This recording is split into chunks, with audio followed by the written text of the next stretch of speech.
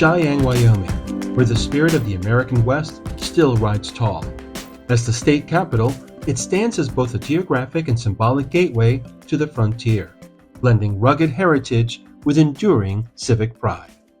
Founded in 1867, the Magic City of the Plains was established during the construction of the Union Pacific Railroad and quickly became a hub of commerce and cattle. In the 2024 presidential election, Cheyenne, situated in Laramie County, voted decisively Republican. Reflecting Wyoming's status as the most GOP-leaning state in the nation, Donald Trump secured a commanding victory with more than 70% of the statewide vote, the highest margin ever recorded by a presidential nominee in Wyoming's history. Voters in Wyoming viewed the election as a safeguard to their way of life, an opportunity to protect the values, traditions, and economic priorities they hold dear. Hi. Just 7 miles south of Cheyenne lies Terry Bison Ranch, the second largest bison ranch in the U.S., where rustic charm meets the untamed spirit of the American West. We spoke with General Manager Erin Gray. This is the West. This is the Great Plains. Whenever people visit the ranch, I don't want them to see everything perfect. I want them to see it as it's working. The horses, and then the hay. Our horses break fences. They chew on board. The bison, huge. That comes in of knowing, when they're breeding, when they're dropping, when you need to sell. Shoeing school to our train and barn. One of the biggest rules on this ranch is every blade of grass counts. Being able to use acreage and land for the things that we need. I do a paint a coat, and by the next summer, it's already peeling off. This job, you have to love it. I'm working about 7 days a week. And this is the struggle. Every day, it is the struggle, and being able to see it. How we've been successful is drawing from this area and this land the same way that it was used back then. We all make it work. It's the beauty in it. The beauty in knowing all of this. Operating a ranch like Terry Bison demands not only deep-rooted grit and tradition, but also sharp business acumen and adaptability. My job as a general manager running a ranch is business as war, and that means I'm fighting to keep jobs. I'm fighting to maintain the stability of the ranch. I am fighting to try to put money back into it, but at the same time still meeting payroll. If the ball drops, I'm picking that ball up and tossing it back up in the air, trying to make it work. Some things that I've struggled with, yes, is labor versus sales. The intake, what you're providing. We're in between being small and maybe medium. We're not a large company, and it's kind of like families that are right there between needing that help desperately and just being right there on the line, and they don't have that help. With trying to balance paying taxes or how many people you should employ to trying to get that help. Half the time you're busy trying to stay afloat. And during the wintertime, it's very difficult. I think a lot of ranches can agree with that. Ranchers in Wyoming navigate a complex terrain of economic, environmental, and operational challenges, from escalating input costs and volatile weather to the ever-present need for diversified income. In the face of these pressures, the Wyoming Stock Growers Association, established in 1872, stands as a resilient force of advocacy and innovation, helping its members confront drought, market fluctuations, and evolving regulatory landscapes. Things have changed over time, but we're still, I believe, relatively influential in the state, and we focus on really a wide array of issues that affect the economics of ranching in the state, the culture of ranching, because we feel that's a critical part of what defines Wyoming is our ranching and cowboy image. We're the cowboy state, so that's important to us.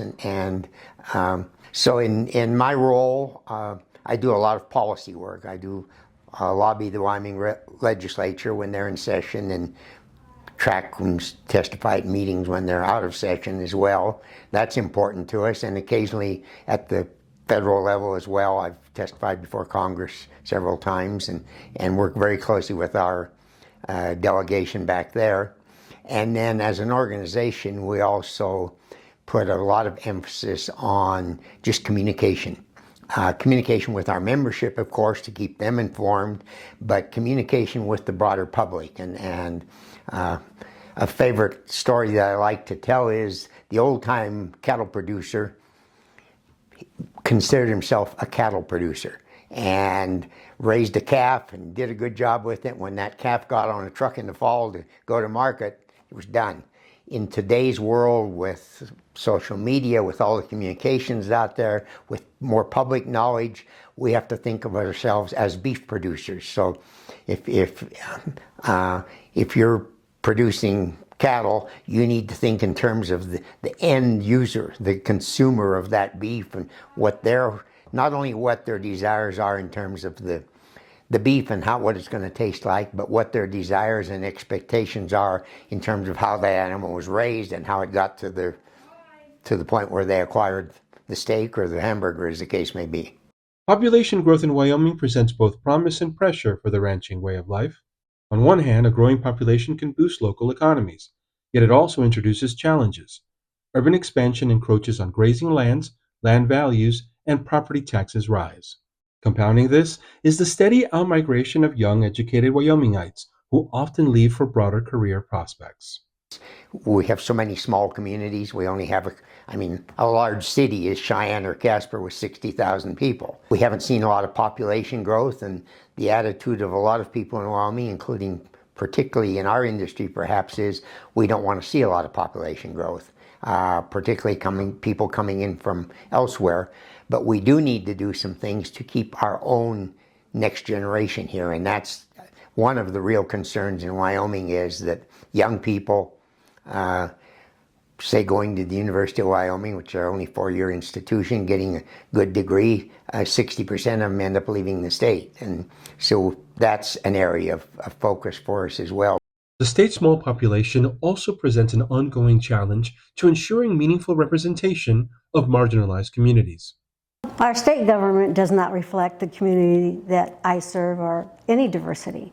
If you're not a Republican and you're not Caucasian, you probably don't go very far in the legislation. They don't care about diversity. They don't care about gender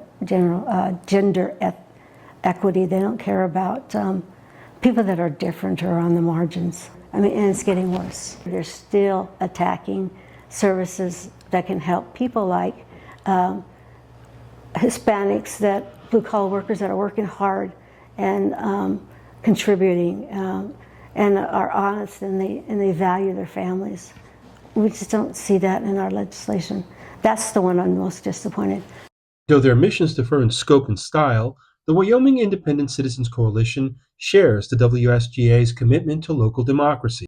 Through initiatives like Capital Collaboration Day, WICC equips underserved communities with tools for advocacy, education, and civic participation. We have it like during session where we bring Latinos and Native Americans, and it is targeted. That group bring them to the Capitol, and then they go and listen to the sessions. We get a couple legislators to come and talk with them. And then we have them talk with the LSO, which is the Legislative Service Office, saying, this is this bill, this is how you look up things. So we started 3 years ago. We had 12, 13. Last year we had 27. This year we're thinking we're going to have 50 Latin Americans, Native Americans in the Capitol. We want people to start seeing us in the Capitol. We want those young people to start seeing they can make a difference and they can be in those positions. Our goal is to have more representation of Wyoming. WICC is a member of the Wyoming Civic Engagement Network, a coalition of organizations dedicated to building voting power by closing the gap between eligible voters and actual participants. There's such an overwhelming tendency to focus on the national level. I want people to focus on the down ballot aspects. I often say that politics that are closest to the people best represent the people. And so when you talk about school board races, when you talk about city council races, the mayoral races, and the commissioner races, oftentimes those races aren't even, oftentimes they're not contested. People don't know how to vote for them. And that's really having an impact on them. In Wyoming, we have 454,000 roughly of a voting population, and we have abysmal voter turnout, particularly in our primaries, where in the primaries, the majority of people are elected into our state legislature. And so you have somebody that in the primary, they might have won because 350 people turned out to vote for them. And then they're suddenly at the state level making all these decisions for us. Those communities, particularly in Southside, you're going to see that the people that turn out to vote are even less, and we're working to change that. South Cheyenne is home to a vibrant and diverse community, where Native, Latino, and multi-generational families contribute to the city's cultural richness. Yet despite their deep roots, these residents remain largely absent from local government, underscoring a persistent gap between community presence and political representation. You go over the viaduct, and suddenly you're in South Cheyenne, where the majority of our Title I schools are, right? Where there's just a lack of, it's a food desert in terms of not as much variety of resources. It's a beautiful place. I have a very strong ties to South Cheyenne, where I spent a lot of time growing up and doing family activities on the South Cheyenne. That's a very big tie for me in terms of my culture. There are families that have owned a home for generations in the South Cheyenne, right? It might be older, but their parents lived in it, then they lived in it, they're passing it on to their kids. It's a very strong community. So then the next step is, how then do you have a say in that community that you've already built? With the work that we're doing in South Cheyenne, we want to increase the representation of those individuals to vote and to really turn off the idea of those divisive politics, because really we're all together when it comes to improvements and quality of life for everybody in Cheyenne when we improve quality of life in South Cheyenne. As Wyoming continues to grapple with questions of identity, equity, and resilience, organizations like the WICC, WSGA, and other democracy-focused partners offer a nuanced portrait of civic life, one that rises above partisanship and champions meaningful participation. Whenever we refer to the federal government or state, there is a gap. There's a gap for ranches. There's a gap, and I wish that we could bridge that gap and find that help and find a little bit more support. You know, one time ranching agriculture was the #1 revenue producer in the state of Wyoming. Today we're #3, but we're the foundation or the building block upon which the others exist. And recreation tourism are successful because ranching has maintained the wide open spaces. During this time you think that, it's fragmented, but now we're finding each other, in terms of the groups that help with immigrants. A lot of us get together more because, I don't know, we just feel that we need to get together more. It makes us feel good. So that's kind of, it's a good thing that we know each other and the community does bond. Right now, things are rough, and I would just really like for people to realize that we have more in common.